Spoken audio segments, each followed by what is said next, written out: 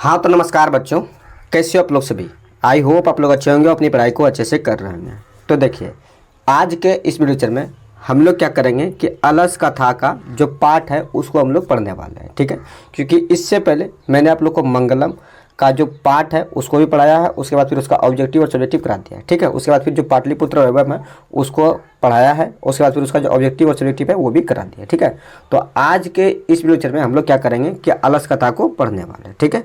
देखिए, आज हम लोग इसका क्या करेंगे कि जो चैप्टर है उसका एक्सप्लेनेशन देखेंगे, उसके बाद फिर इसका ऑब्जेक्टिव आएगा, उसके बाद इसका सब्जेक्टिव आएगा, ठीक है। तो चलिए, आज हम लोग क्या करेंगे, अलस कथा के बारे में पढ़ने वाले हैं, ठीक है। तो अलस कथा मीन्स क्या होता है कि आलसी की कहानी। आज जो हम लोग इस चैप्टर में पढ़ने वाले हैं वो आलसी की कहानी के बारे में पढ़ने वाले हैं, ठीक है। तो देखिए क्या लिखा है कि अयम पाठा विद्यापति कृतस्य कथा ग्रंथस्य प्रूष परिच्छेति नामकस्य अंश विशेषयो वर्तते। बोल रहा है कि ये पाठ विद्यापति रचित कथा ग्रंथ पुरुष परीक्षा नामक ग्रंथ का अंश विशेष है, ठीक है। देखिए क्वेश्चन कैसे पूछेगा कि अलस कथा, ठीक है, के रचयिता कौन थे, तो कौन थे, विद्यापति, ठीक है। उसके बाद पूछा गया कि अलस कथा किससे लिया गया है, तो पुरुष परीक्षा से। किससे रे, तो पुरुष परीक्षा से लिया गया है, ठीक है। आगे तो क्या लिखा है, आगे लिखा है कि पुरुष परीक्षा सरल संस्कृत भाषायाम कथा रूपेण विभिन्नानाम मानव गुणानाम महत्वम वर्ण्यति दोषानाम च निराकरणाय शिक्षा दयाति। बोल रहा है कि अलस कथा यानी पुरुष परीक्षा सरल संस्कृत भाषा में कथा के रूप में मानव के गुणों के महत्व पर प्रकाश डालता है और साथ ही साथ उस दोष को, मानव के दोषों को दूर करने के उपाय भी बताता है। कौन बताता है, तो पुरुष परीक्षा। कौन बताता है, तो पुरुष परीक्षा, ठीक है। अब वो क्वेश्चन कैसे पूछेगा, क्वेश्चन पूछेगा पुरुष परीक्षा किस भाषा में, तो सरल संस्कृत भाषा में। किस भाषा में, तो सरल संस्कृत भाषा में, ठीक है। अगला क्वेश्चन पूछेगा कि कौन मानव को गुणों को धारण करने और मानव के दोषों को दूर करने का उपाय बताता है, तो कौन, तो पुरुष परीक्षा बताता है, ठीक है। चलिए अब आगे देखिए क्या लिखा है। आगे लिखा है कि विद्यापति लोकप्रिय मैथिली कवि आसित। ध्यान से सुनना, बोल रहा है कि विद्यापति लोकप्रिय मैथिली कवि थे। अब क्वेश्चन देखो, क्वेश्चन पूछेगा कि विद्यापति कौन थे, तो बोलना है कि मैथिली कवि थे। कौन थे, तो मैथिली कवि थे, ठीक है। या फिर क्वेश्चन ऐसे भी पूछेगा कि मैथिली कवि कौन थे, तो क्या मारना आंसर में, तो विद्यापति, ठीक है। चलिए आगे दो क्या लिखा है। आगे लिखा है कि अपि च बहुनानाम संस्कृत ग्रंथानाम निर्मापापि विद्यापति आसीत इति तस्य विशिष्टा संस्कृत विषयो अपि प्रभुता अस्ति, ठीक है। बोल रहा है कि उनकी विशेषता संस्कृत भाषा में भी बहुत है, ठीक है। इनकी विशेषता संस्कृत भाषा में भी बहुत है, ठीक है।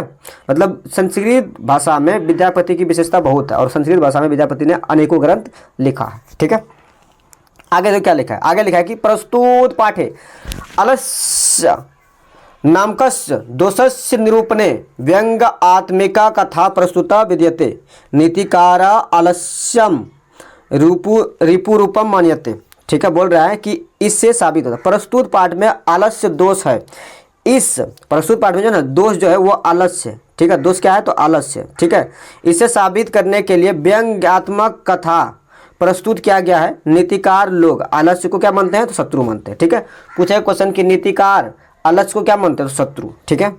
उसके बाद पूछेगा कि अलस कथा किस रूप में है, तो किस रूप में है, तो व्यंग्यात्मक रूप में है, ठीक है। समझ गए, कोई दिक्कत। देखो जितना ऑब्जेक्टिव बनेगा साथ ही साथ हम डिस्कस करते हुए चलते हैं, ताकि जब आप लोग ऑब्जेक्टिव का टेस्ट लगा तो वहाँ आपका एक्यूरेसी 100 में 100 रहे, ठीक है, समझे।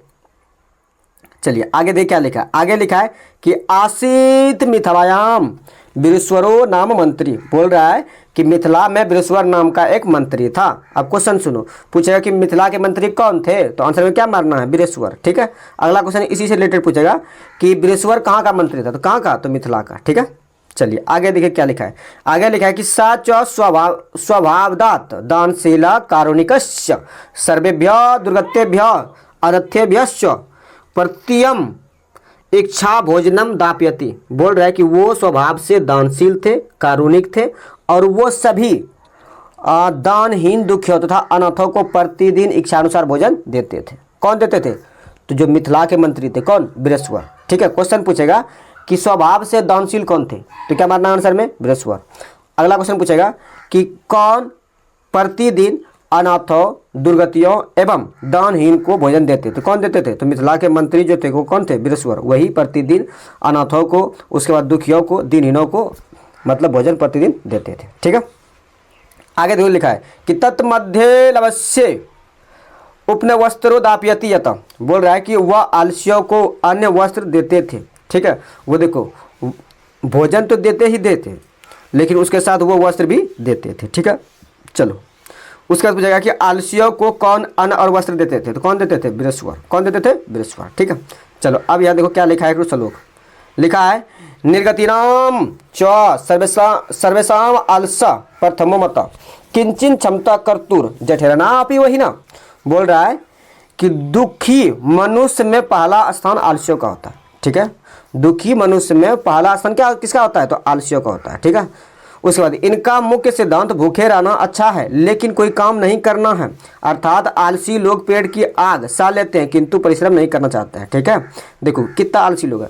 आलसी लोग क्या करता है कि मतलब भूखे रह जाएंगे, लेकिन ऐसा नहीं कि कोई काम अगर मान लो कोई खाना, जैसे कि हम ही लोग घर में है, अगर किसी दिन मम्मी घर में नहीं रहती है तो क्या करते हैं हम लोग, चलो भाई खाना बना के दी ही है मम्मी तो हम लोग अपने से खा लेते हैं, लेके खा लेते हैं। लेकिन अब जो को आलसी लोग होता है, जैसे जिसको कोड़िया बोलता है ना घर में, आलसी लोग होता है, वो आलसी क्या करता है कि खाना देखा कि मम्मी बना के गई है, इन अगर भूख लगा है तो खा ले, ऐसा नहीं। जो आलसी लोग होते हैं मतलब वो अपने से खाना लेके भी नहीं खाते हैं, लेकिन ऐसा नहीं करना चाहिए। अगर मम्मी कहीं बाहर से गई, मतलब काम से बाहर गई है या फिर कोई काम में बिजी है, तो हम लोग को चाहिए क्या कि अपने से खाना लेके खा ले। ठीक है, जो अपने से खाना लेके खा ले तो वो ठीक है, जो नहीं खाता समझ लो कि वो अपने आप में आलसी ही है। ठीक है, चलिए आप लोग बताइएगा आप लोग में से कितने लोग हैं जो कि अपने से लेके खाना खा लेते हैं, कि अगर मम्मी कहीं बिजी है तो अपने से खाना खा लेते हैं, और कितने ऐसे लोग हैं जो कि मतलब मम्मी के भरोसे ही बैठे रहते हैं कि मम्मी आएगी खाना देगी तब खाएंगे। ठीक है, चलिए आगे देखो क्या लिखा है।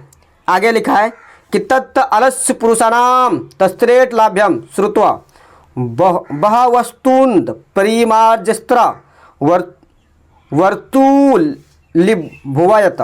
बोल रहा है कि इसके बाद आलसी व्यक्ति को वहाँ खूब धन लाभ सुनकर बहुत बड़े बड़े त्वंद वाले लोग जमा हो गए। ठीक है, देखो आलसी को ये सब सुविधा दिया जा रहा था, तो क्या हुआ कि जो आसपास के लोग थे, ठीक है, जो भुक्खड़ लोग थे, बड़े बड़े त्वंद वाले लोग, वो भी वहाँ जाके रहने लगे। ठीक है, आगे देखो यहाँ क्या लिखा है। लिखा है कि स्थिति सोकरी मूला ही सर्वेशाम अपि सनते सजाति नाम सुखम दृष्टवा केना दवंती जंतुआ। बोल रहा है कि सुविधाजनक स्थिति को देखकर सभी लोग उसे प्राप्त करना चाहते हैं। कौन ऐसा जीव है जो अपने जाति के सुख को देखकर नहीं दौड़ता है? अर्थात सभी कोई अपने जाति का सुख देखकर आकृष्ट होता है। ठीक है, सभी कोई अपने जाति का सुख देखकर क्या होता है? आकृष्ट होता है। ठीक है, ये इसका हिंदी हो गया। ठीक है, चलिए आगे लिखा है पश्चाद आलसानाम सुखम दृष्ट्वा धूर्ता अपि कृत्रिम आलस्यम दृश्यत्वा भोजनम ग्रहंती। बोल रहा है कि उसके बाद आलसियों का सुख देखकर बहुत सारे बनावटी आलसी, बहुत सारे बनावटी धूर्त, बहुत सारे बनावटी आलसी, मतलब जो जितने भी धूर्त लोग थे वो बनावटी आलसी दिखाकर मतलब आलस सलाह में भोजन ग्रहण करने लगे। ठीक है, आगे लिखा है कि तद अंतरम आलस्यनाम बहुद्रव्यम व्ययम दृष्ट्वा तत्नियोगी पुरुषय प्रमृष्टम यद अक्षमा बुद्धा करुणया केवलम आलस्यभ्य स्वामी वस्तुना दापयति कपेटनाम आलसानाम अपि गृह्यन्ति इत्यास्मकम प्रमाद।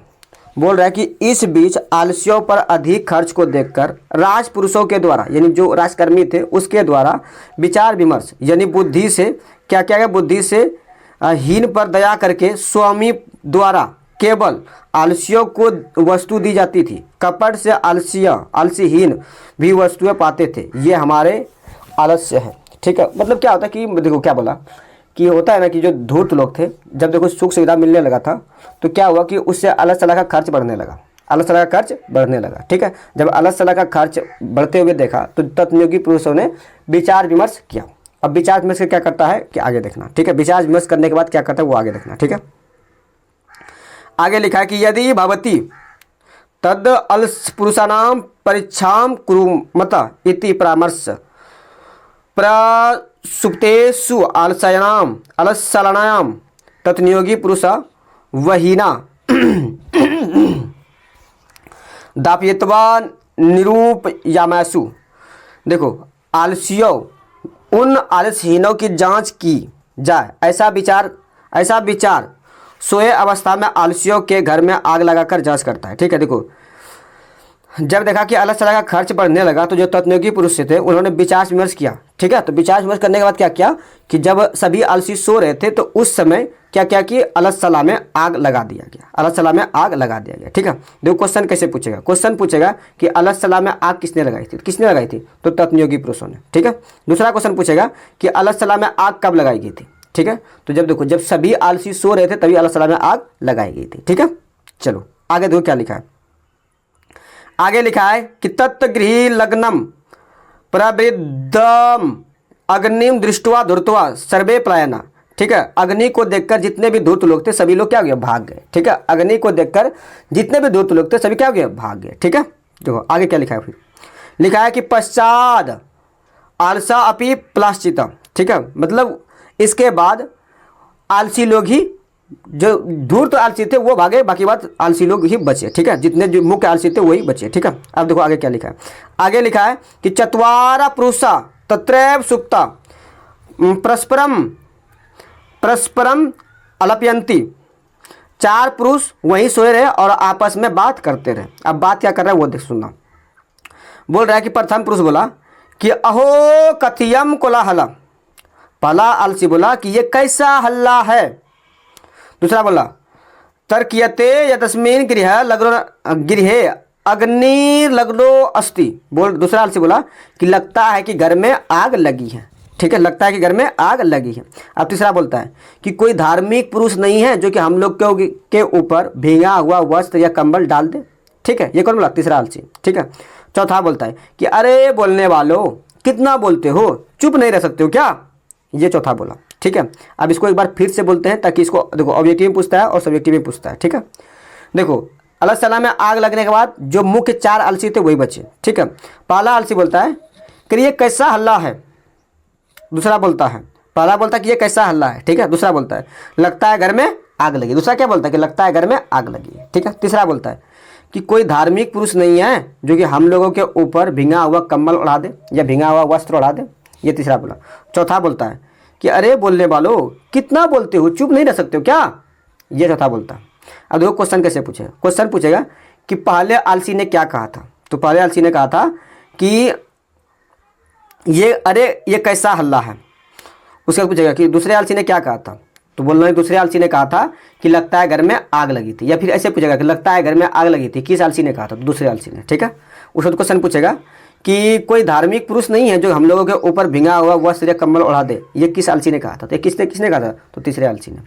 उसके बाद क्वेश्चन पूछेगा कि अरे बोलने वालों कितना बोलते हो, चुप नहीं रह सकते क्या, ये किसने कहा था, तो ये कहा था किसने रे, तो ये चतुर्थ आलसी ने कहा था। ठीक है, चलो कोई दिक्कत। अब यहाँ आगे देखो, आगे लिखा है कि तस्यतु तुर्मापि तेषां परस्परम लापम श्रुवता वहीना च प्रतिवंशम प्रवृद्धम सामो अपि पतिस अंतम दृष्ट्वा तत्नियोगी पुरुष वर्धने चत्वारो पलस्य केशवा कृष्य गृहता गृहाद बहिकृता। बोल रहा है कि तत्नियोगी पुरुषों ने उन सभी के वार्तालाप को सुनकर उन सभी चारों आलसियों को केस पकड़कर बाहर निकाला। क्या पकड़कर, केस पकड़कर बाहर निकाला। ठीक है, क्वेश्चन पूछेगा कि चारों आलसियों को आग से बाहर कौन निकालता है, तो कौन निकालता है, तत्नियोगी पुरुषों ने। ठीक है, उसका क्वेश्चन पूछेगा कि तत्नियोगी पुरुषों ने चारों आलसियों को कैसे बाहर निकाला, तो क्या केस पकड़कर बाहर निकाला। क्या पकड़कर, केस पकड़कर बाहर निकाला। ठीक है, चलो अब आगे दो क्या लिखा। आगे लिखा है कि पतिरेव गति स्त्रीनाम बालानाम जननी गति आलसानाम गति काचिल लोके कारुणिकम बिना। बोल रहा है कि स्त्रियों का रक्षक पति होता है, बच्चों का रक्षक माँ होती है, लेकिन आलस्यों का रक्षक दयावान पुरुष के अलावा इस संसार में कोई और नहीं होता है। ठीक है, बोला कि स्त्रियों का रक्षक कौन होता है, तो पति, और बच्चों के रक्षक उसकी माँ यानी जननी, और आलस्यों का रक्षक इस संसार में कारुणिक के बिना यानी कारुणिक लोग के बिना कोई नहीं है। ठीक है, अब तो क्वेश्चन कैसे पूछेगा, क्वेश्चन पूछेगा कि स्त्रियों का रक्षक कौन होता है, तो उसका पति। कौन होता है, तो उसका पति होता है, ठीक है। उसका क्वेश्चन पूछेगा कि बच्चों का रक्षक कौन होता है, तो कौन होता है, तो उसकी माँ होती है, ठीक है। उसका पूछेगा कि आलसियों का रक्षक कौन होता है, तो दयावान पुरुष या कारुणिक लोग, ठीक, ये होता है। अब आगे तो क्या लिखा है, आगे लिखा है कि पश्चातेषु चत्वार आलस्येषु ततो उपाद अधिकतरम वस्तु मंत्री दाप यामास। बोल रहा है कि और बाद में उन चारों को पहले से भी अधिक वस्तुएं मंत्रियों द्वारा दी जाने लगी, ठीक है। जो 4 आलसी बचे थे वो 4 आलसी को जो मंत्री बृहस्पति जो दे रहे थे वस्त्र और भोजन, और अधिक वस्त्र और भोजन देकर उसको घर भेज दिए, ठीक है। चलो ये था अलस सलाह। चलिए आप लोग बताइए क्या ये अलस सलाह आप लोग को समझ में आ गया। चलिए अगर समझ में आया होगा तो एक प्यारा सा कमेंट कर देना है। बाकी बात इसके बाद आप लोग का ऑब्जेक्टिव का एक वीडियो आएगा, उसका फिर सब्जेक्टिव का वीडियो आएगा, ठीक है। तब जाके एक चैप्टर कंप्लीट हो जाएगा, ठीक है। चलिए तो ये वीडियो अगर आपको अच्छा लगा तो कमेंट जरूर करिएगा। बाकी बात हम लोग आज के लिए इतना ही रखेंगे।